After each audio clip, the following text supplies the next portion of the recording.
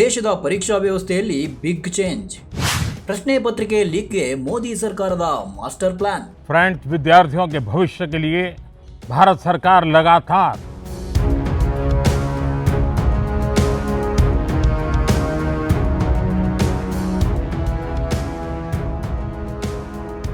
ಇತ್ತೀಚಿನ ವರ್ಷಗಳಲ್ಲಿ ವಿವಿಧ ಸ್ಪರ್ಧಾತ್ಮಕ ಪರೀಕ್ಷೆಗಳಲ್ಲಿ ಪ್ರಶ್ನೆ ಪತ್ರಿಕೆ ಸೋರಿಕೆ ವಿವಾದಗಳ ಹಿನ್ನೆಲೆ ಈ ಕ್ರಮಕ್ಕೆ ಹೆಚ್ಚಿನ ಮಹತ್ವ ಬಂದಿದೆ. ಪರೀಕ್ಷೆಗಳ ಪಾರದರ್ಶಕತೆ ಮತ್ತು ವಿಶ್ವಾಸಾರ್ಹತೆಯನ್ನ ಹೆಚ್ಚಿಸುವ ನಿಟ್ಟಿನಲ್ಲಿ ಈ ಟಾಸ್ಕ್ ಫೋರ್ಸ್ನ ಶಿಫಾರಸುಗಳು ನಿರ್ಣಾಯಕವಾಗುವ ನಿರೀಕ್ಷೆ ಇದೆ.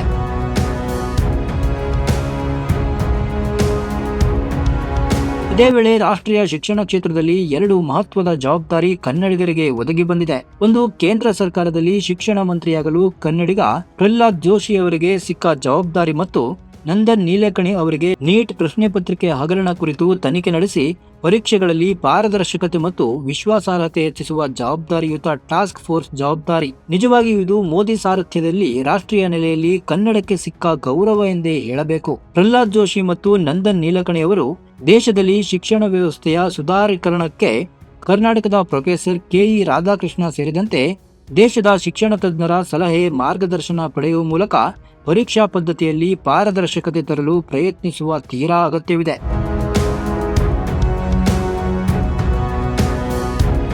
ವಿಶ್ವ ಪ್ಲಸ್ ಟಿವಿ ಬೆಂಗಳೂರು.